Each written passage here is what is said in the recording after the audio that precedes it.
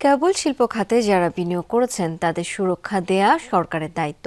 এই শিল্পের সুরক্ষায় সরকার সব পদক্ষেপ নেবে, এমনটাই প্রতিশ্রুতি দিয়েছেন তথ্যমন্ত্রী জহিরুদ্দিন স্বপন। বলেন, এই শিল্পের সমস্যা নিয়ে সবার সাথে আলোচনা করে ব্যবস্থা নেওয়া হবে। কোঅপ নেতারা বলেন, সম্প্রচার নীতিমালা অনুযায়ী যারা লাইসেন্স ছাড়া কেবল টিভি সম্প্রচার করছে তাদের বিরুদ্ধে আইনি ব্যবস্থা নিতে হবে।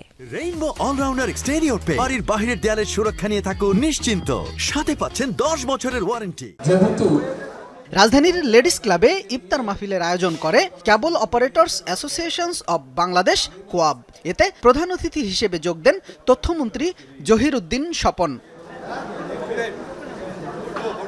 কোঅপ নেতারা বলেন, ওটিপি প্ল্যাটফর্ম ব্যবহার করে অবৈধভাবে সম্প্রচার কার্যক্রম চালাচ্ছে কেউ কেউ। লাইসেন্স ছাড়া, লাইসেন্সবিহীন কেউ এই যে কেবল টিভি সম্প্রচার করতে পারে না।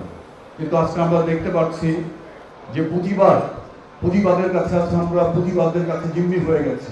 আমরা ডিজিটালাইজেশন বাস্তবায়ন করলে আমরা কেবল অপারেটর যেভাবে সিকিউর হবো, আমাদের সাথে সম্পৃক্ত বাংলাদেশি দেশীয় যে বেসরকারি চ্যানেলগুলো আছে, দেশীয় চ্যানেলগুলো আছে, তাদেরও স্বার্থ সংরক্ষণ হবে। প্রধান অতিথির বক্তব্যে তথ্যমন্ত্রী বলেন, এই খাতে যারা বিনিয়োগ করেছেন তাদের সুরক্ষা দেওয়ার দায়িত্ব সরকারের। কোঅপের সাথে আলোচনা করে এই খাতকে এগিয়ে নিতে সরকার কাজ করবে বলে জানান মন্ত্রী।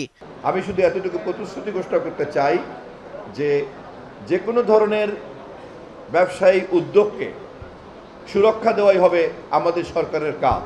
সঙ্গত কারণেই আপনাদের এই কেবল টিভি শিল্প খাতে আপনারা যারা ইতিমধ্যেই বিনিয়োগ করে বসে আছেন, আপনাদেরকেও সুরক্ষা দেওয়ার দায়িত্ব আমাদের। বিদ্যমান সমস্যা কাটিয়ে কেবল অপারেটরস খাত এগিয়ে যাবে বলে আশাবাদ ব্যক্ত করেন তথ্যমন্ত্রী।